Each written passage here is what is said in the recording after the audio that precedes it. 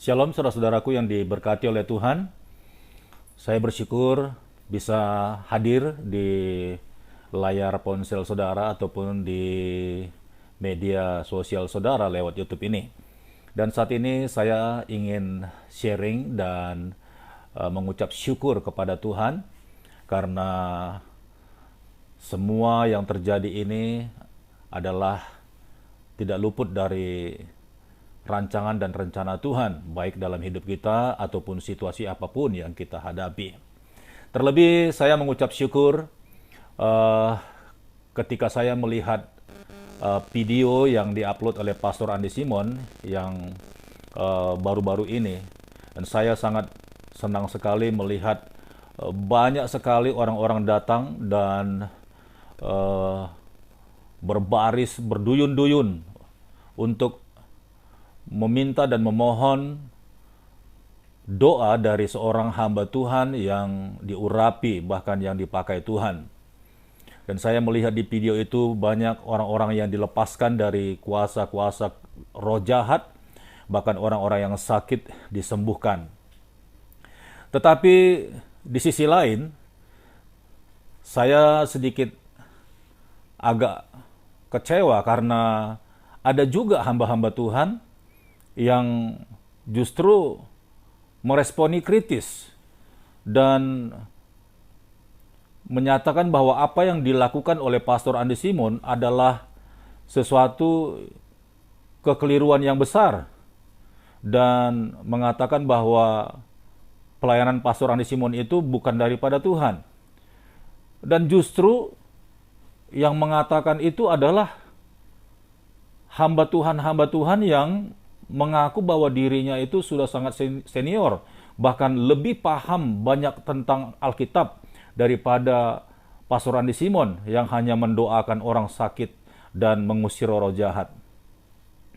Saya heran kenapa ada pendeta dan atau hamba-hamba Tuhan yang punya pemikiran yang jahat seperti itu ya. Karena apa yang dilakukan oleh Pastor Andi Simon ini itu jelas-jelas melepaskan belenggu, bahkan sakit penyakit ya, yang dialami oleh orang-orang yang nggak tahu itu jemaat dari mana gitu ya. Kalau dia orang Kristen itu jemaat-jemaat siapa, Pastor Andi Simon juga tidak tahu. Tapi yang pasti mereka datang ke tempatnya Pastor Andi Simon itu untuk minta agar masalah mereka terselesaikan gitu loh. Sakit penyakit mereka datang dari jauh, bahkan bayar tiket mahal-mahal, kemudian mereka nginap di situ hanya untuk minta doa dari seorang hamba Tuhan. Nah, saya heran, memang di tempat mereka nggak ada hamba Tuhan yang bisa melayani mereka. Kalau memang ada hamba Tuhan di tempat mereka atau di gereja mereka, kenapa hamba-hamba Tuhan itu nggak bisa doakan mereka agar mereka disembuhkan? Apa Tuhan Yesusnya beda? Tuhan Yesusnya sama. Tetapi salahnya di mana? Kenapa Pastor Andi Simon berdoa di dalam nama Tuhan Yesus dan orang-orang sakit itu banyak yang disembuhkan? Sekalipun ya, saya sendiri yakin bahwa tidak 100% semuanya sembuh, tetapi banyak yang disembuhkan. Itu artinya bahwa Tuhan memberikan perkenanannya untuk menyembuhkan orang-orang yang sakit itu lewat hambanya Pastor Andi Simon. Kenapa demikian? Karena Tuhan teramat percaya kepadanya. Nah, ini hamba-hamba Tuhan yang justru membuli Pastor Andi Simon. Mereka secara pengetahuan Alkitabiah, mereka memang jago. Dan mereka selalu berkoar-koar dan melabelkan gitu ya, teologi. Memang semua orang bisa belajar tentang teologi. Setiap orang yang rajin membaca Alkitab itu juga sudah teologi. Tetapi apakah ketika kita sudah rajin bahkan menghafal isi Alkitab itu, kita sudah lebih dekat dengan Tuhan? Apakah kalau memang firman Tuhan itu sudah ada di kepala kita semuanya, lantas kita itu sudah lebih berkenan di hadapan Tuhan gitu? Saya mau bilang ya, saya kalau boleh nih dengan hormat, karena mereka ini hamba Tuhan semuanya, pendeta bahkan dokter lagi ya, dan mungkin sebentar lagi profesor. Nah, coba bayangkan kalau udah doktor, profesor gitu ya, tentang teologi. Wah, berarti semua ayat-ayat itu ada di kepala mereka tuh. Itu kalau otaknya dibelah itu, wah itu firman Tuhan semua. Tapi apakah dengan cara demikian Tuhan sudah pasti lebih memilih orang yang hafal semua Alkitab? Belum tentu, menurut saya belum tentu. Justru ketika kita memahami dan belajar tentang kealahan, kita justru harus lebih dekat dengan Tuhan. Kita harus lebih mengerti kehendak Tuhan. Kita harus lebih mengerti apa maunya Tuhan di dalam hidup kita gitu loh. Kenapa Tuhan pakai saya? Kenapa Tuhan pilih saudara? Kenapa Tuhan pilih Pastor Andi Simon? Itu ada tujuan Tuhan untuk dalam pribadinya. Untuk apa? Nah ini, masing-masing kita ini harus memperhatikan gitu loh. Masing-masing kita ini yang ngaku-ngaku hamba Tuhan harus benar-benar paham kita ini dipanggil Tuhan untuk apa? Kalau hanya untuk menghafal Alkitab lalu menceritakan ulang kepada orang banyak, apakah itu sudah cukup? Sementara orang-orang yang kita hadapi itu berbagai macam situasi dan kondisi. Apakah mereka sekarang dalam kondisi lapar? Nah, kalau memang saya punya uang, ya saya bagi, saya harus kasih makan sama mereka. Apakah mereka sekarang lagi terjepit dengan utang? Kalau saya punya uang lebih, ya saya bayarin utangnya. Tapi kalau mereka dalam keadaan sakit, ya ayo kita minta gitu loh, kemurahan Tuhan itu dengan doa kita, agar mereka yang sakit itu, yang kita layani itu sembuh. Lah ini malah kita seperti ragu-ragu dengan firman Tuhan. Di kepala kita hafal semua ayat-ayatnya, tapi kita ragu bahwa firman Tuhan itu sanggup melakukan sesuatu dengan iman kita. Ya, ini saya benar-benar sangat kecewa gitu loh. Masa ada hamba Tuhan ngaku-ngaku ya hamba Tuhan yang hafal firman Tuhan, tapi tujuannya itu selalu nyerang hamba Tuhan yang sedang dipakai Tuhan. Pastor Andi Simon itu cuma hanya segelintir. Banyak lagi sebenarnya hamba-hamba Tuhan di Indonesia ini yang dipakai Tuhan untuk melakukan pelayanan mukjizat, dan mungkin mereka belum mencuat karena kurangnya multimedia atau yang mempromosikan mereka gitu loh. Sebenarnya banyak. Dan saya percaya sekali setiap orang yang benar-benar percaya bahwa dirinya hamba Tuhan harus melakukan seperti apa yang Tuhan Yesus lakukan. Itu memang permintaan Tuhan. Ya. Jadi jangan terlalu bangga dengan gelar saudara, ya ini khususnya hamba-hamba Tuhan yang ngaku-ngaku katanya apologet gitu loh. Kadang-kadang saya nggak masuk akal dengan apologet. Seharusnya seorang hamba Tuhan yang apologet itu membentengi setiap umat Kristen dari serangan luar, bukan dari serangan dalam. Dan saya percaya Pastor Andi Simon itu nggak sesat, karena dia percaya dengan nama Yesus. Karena firman Tuhan berkata, setiap orang yang tidak mengaku bahwa Yesus itu adalah Allah atau anak Allah, justru itu yang sesat. Nah, ini Pastor Andi Simon dalam setiap pelayanannya, dalam setiap ibadahnya, setiap pagi, kalau kita lihat, kadang kalau dia khotbah juga diundang di mana-mana, jelas kok bahwa yang dia sampaikan, dia beritakan itu adalah Kristus Yesus yang memberikan kuasa kepadanya, yang menyelamatkan setiap manusia. Bahkan dia sering sekali berkata, bukan saya yang menyembuhkan, tapi Yesus yang menyembuhkan. Nah, kalau saya tanya nih, kenapa orang-orang mengejar Pastor Andi Simon? Kenapa nggak ngejar ya pendeta-pendeta yang ngebully, yang jelek-jelekin Pastor Andi Simon? Kenapa? Karena jelas gitu loh, jelas. Dari perkataannya saja udah nggak ada yang namanya kuasa. Dari perkataan saja udah kelihatan nggak ada yang namanya pengurapan.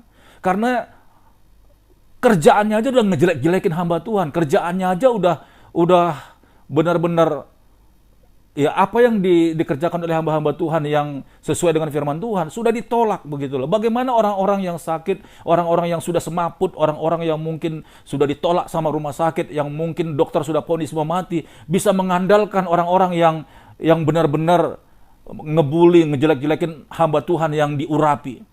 Udah jelas gitu loh. Nggak akan mungkin ada orang yang ngejar pendeta-pendeta yang selalu benar-benar menyangkal gitu loh, apa yang dikerjakan oleh Pastor Andi Simon itu bukan daripada Tuhan. Lalu bagaimana caranya? Dan siapa sebenarnya hamba Tuhan yang benar-benar dari Tuhan yang melakukan mujizat? Coba kasih tunjuk. Nah, kalau saudara nggak bisa kasih tunjuk, berarti sebenarnya setiap hamba Tuhan yang percaya bahwa Tuhan Yesus yang menyuruh dia untuk melayani dan melakukan kesembuhan, itu jelas dari Tuhan. Nggak ada hamba Tuhan yang percaya sama Tuhan, yang sungguh-sungguh yakin, tapi nggak melakukan dan nggak bisa melakukan perkara-perkara ajaib seperti itu. Ya, ini saya kasih satu kisah dalam firman Tuhan ya. Ini Lukas pasal 9. Lukas pasal 9 dari ayat 37 sampai 42. Judulnya Yesus mengusir rohnya huruf kecil, dari seorang anak yang sakit. Pada keesokan harinya ketika mereka turun dari gunung, ayat 37. Pada keesokan harinya ketika mereka turun dari gunung itu, datanglah orang banyak berbondong-bondong menemui Yesus. Seorang dari orang banyak itu berseru katanya, "Guru, aku memohon supaya engkau menengok anakku, sebab ia adalah satu-satunya anakku. Sewaktu-waktu ia diserang roh, lalu mendadak ia berteriak dan roh itu menggoncang-goncangkannya sehingga mulutnya berbusa.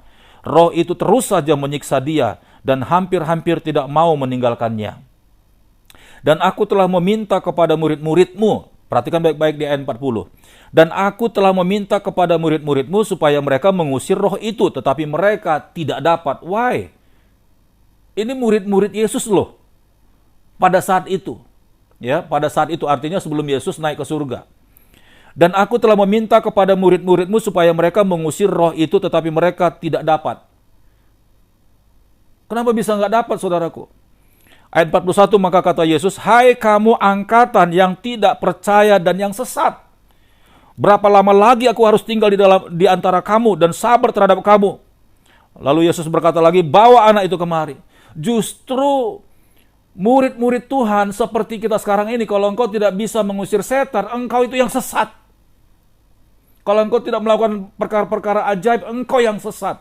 Justru di ayat 41 ini maunya Tuhan, dia katakan begini, maka kata Yesus, "Hai kamu angkatan yang tidak percaya," itu kepada kedua belas murid loh. "Hai kamu angkatan yang tidak percaya dan yang sesat. Berapa lama lagi aku harus tinggal di antara kamu dan sabar terhadap kamu, bawa anak itu kemari." Justru murid-murid hamba-hamba Tuhan yang tidak bisa ngusir setan, justru murid-murid hamba Tuhan yang tidak melakukan tanda-tanda ajaib, justru engkaulah yang sesat. Jadi bukan hanya sekedar hafal Alkitab, bukan sekedar mahir semua dan tahu isi Alkitab, tapi tidak bisa lakukan sesuatu seperti apa yang terjadi di Alkitab ini. Murid-murid Yesus nggak ada yang sanggup mengusir setan dari anak ini, yang selalu menggoncang-goncangkan anak ini, dan yang membuat mulutnya berbusa. Yesus marah kepada murid-muridnya. "Hai engkau angkatan orang yang kurang percaya dan yang sesat." Justru Tuhan bilang murid-muridnya sesat saat itu. Kenapa? Udah ikut Tuhan, udah dengar firman Tuhan, dan Tuhan sudah latih mereka. Tuhan sudah membuktikan, Tuhan sudah mempraktekkan tentang pengusiran roh jahat, bahkan menyembuhkan orang-orang sakit. Dan itu dilihat sama murid-muridnya langsung dengan mata kepala mereka sendiri. Tapi mereka tidak bisa membuktikan untuk mengusir setan pada saat itu. Itu sebabnya Yesus marah sama murid-muridnya. "Hai engkau angkatan yang kurang percaya dan yang sesat." Jadi saudara-saudara yang ngaku-ngaku hamba Tuhan harus tahu ayat ini. Siapapun saudara. Apakah saudara itu orangnya, mungkin saudara lebih berpengalaman gitu ya. Sudah lebih lama, lebih tua gitu loh. Jadi orang Kristen. Bahkan sangat hafal isi Alkitab. Enggak jaminan saudaraku. Saudara harus tahu ini. Tuhan justru menginginkan ketika kita percaya kepada Tuhan, justru ketika kita menerima Yesus sebagai Tuhan dan Juru Selamat kita, dan kita percaya Dia ada di dalam kita, justru Tuhan itu mau dan ingin, bahkan meminta kita untuk melakukan seperti apa yang Tuhan Yesus lakukan. Haleluya. Ayat 42. Ketika Yesus minta Bawalah anak itu kemari, ayat 42. Dan ketika anak itu mendekati Yesus, setan itu membantingkannya ke tanah dan menggoncang-goncangkannya. Tapi Yesus menegur roh jahat itu dengan keras dan menyembuhkan anak itu, lalu mengembalikan kepada ayahnya. Nah, saudara-saudaraku yang diberkati oleh Tuhan, siapapun saudara yang menonton video ini, justru orang Kristen yang sungguh-sungguh percaya kepada Tuhan Yesus, justru hamba-hamba Tuhan yang benar-benar yakin bahwa Yesus ada di dalam dia harus melakukan seperti apa yang Tuhan Yesus lakukan. Jadi bukan hanya sekedar hafal Alkitab. Bahkan ada orang yang ngaku-ngaku, waduh, saya ngambil gelar doktor ini, saya di bidang di kitab ini gitu loh. Betapa bangganya kalau dia dapat gelar doktor hanya karena membahas satu Injil gitu atau satu kitab. Nggak jaminan. Sekalipun saudara adalah hamba Tuhan dan saudara mungkin hanya beberapa hafal beberapa ayat gitu atau perikop. Tapi ketika saudara benar-benar percaya bahwa apa yang saudara imani itu benar-benar dan Roh Kudus bekerja di dalam saudara, saya yakin dan percaya Tuhan sangat berkenan dengan harapanmu dan imanmu. Dan apa saja yang kau lakukan, bahkan ketika kau doakan orang sakit dan kau yakin Tuhan menyertai dan mengurapi doamu, dan kau yakin orang yang sakit itu dengan doamu dia akan disembuhkan dalam nama Tuhan Yesus. Dan kau percaya dengan nama Yesus yang ada di dalam engkau, yang sudah memberikan kuasa kepadamu, hai engkau hamba-hamba Tuhan. Jangankan sakit penyakit, setan yang membuat penyakit itu pun keluar dari orang-orang yang kau doakan. Haleluya. Jadi kalau apa yang dialami oleh Pastor Andi Simon dan orang-orang banyak berduyun-duyun, itu bukan karena Pastor Andi Simon, itu karena pendeta-pendeta di mana mereka gereja, di mana mereka ibadah, itu mandul dan gak bisa bikin apa-apa. Justru kalau seandainya mereka sudah selesai, mereka bisa diselesaikan sama gereja mereka sudah didoakan sama hamba Tuhan mereka, dan mereka sembuh, gak mungkin mereka ke tempat Pastor Andi Simon. Gak mungkin. Justru karena mereka sudah lama menderita, mereka sudah lama sakit, bahkan uang mereka hampir habis, bahkan harta mereka mungkin sudah dijual, dan mereka sudah putus asa, dokter sudah tolak, rumah sakit sudah tolak, dan mereka divonis tidak lama lagi umurnya. Udah jelas mereka cari jalan terakhir, yaitu mengandalkan Tuhan Yesus. Dia sudah coba mungkin hamba-hamba Tuhan di daerah nggak mempan. Ya nggak salah kalau dia cari hamba Tuhan lain yang lebih dipakai sama Tuhan. Jadi jangan dibully, jangan justru difitnah gitu loh. Dan kalau Pastor Andi Simon ada satu di Indonesia, dipakai Tuhan, harusnya ini menjadi api kecil yang dipercikkan Tuhan untuk membakar semua Indonesia. Agar semua hamba-hamba Tuhan semuanya punya on fire. Agar gereja-gereja melakukan terobosan ini. Karena memang di akhir zaman ini, nama Yesus harus didengar oleh seluruh umat manusia. Jadi kita nggak bisa lagi memakai cara lama. Nggak bisa lagi. Kita coba pakai akal pikiran manusia. Bahkan kita suka tuduh-tuduh orang bidat, sesat, dan segala-galanya. Udah nggak zaman. Sudah nggak zaman. Kasihan banyak jiwa-jiwa. Kasihan banyak jemaat-jemaat yang mungkin sudah terbaring di rumah sakit, bahkan di rumah nggak keurus, bahkan sudah berak di tempat tidur, kencing di tempat tidur, dan mereka membutuhkan mujizat, mereka membutuhkan keajaiban. Itu siapa? Memang Tuhan bisa langsung gitu loh, bisa. Tapi setelah Tuhan Yesus naik ke surga, dia meminta kepada Bapa seorang penolong, yaitu Roh Kudus, Roh Allah sendiri. Dan Roh Kudus inilah yang membangkitkan Yesus dari antara orang mati. Nah, kalau itu diam di dalam kita, saudaraku, di dalam kamu, firman Tuhan katakan, maka apa yang dikerjakan oleh Tuhan Yesus kita juga dapat kerjakan. Haleluya. Praise the Lord. Jadi saudara-saudaraku yang dikasihi oleh Tuhan, kita doakan agar hamba-hamba Tuhan seperti Pastor Andi Simon itu lahir, bahkan regenerasi terus akan bertambah-tambah. Kita bersyukur dimulai dari Kalimantan, dari Pontianak. Ya, sebenarnya sebelum Pastor Andi Simon sudah banyak sekali hamba-hamba Tuhan yang saya tahu. Ya, dulu dari Medan ada. Dan banyak sekali sebenarnya. Tapi ini memang sudah akhir zaman. Dan Tuhan itu menangis ketika ada umatnya menderita. Dan tidak ada hamba Tuhan yang dapat melepaskan mereka. Sama seperti bangsa Israel yang diperbudak di Mesir. Dan teriakan mereka minta tolong kepada Tuhan. Lama mereka disiksa. Dan akhirnya Tuhan dengarkan doanya. Itu sebabnya Musa diutus oleh Tuhan. Nah, ketika Musa dengan kesederhanaannya dia katakan, aku nggak sanggup. Karena Musa pernah dari Mesir. Dia tahu di Mesir itu banyak sekali lawannya, penguasa-penguasa di udara, roh orang kuat. Apa yang Allah katakan? Allah yang memerintahkan Musa ini memberikan bekal kuasa kepada Musa. Yaitu dengan membuktikan ketika tongkatnya diletakkan di tanah.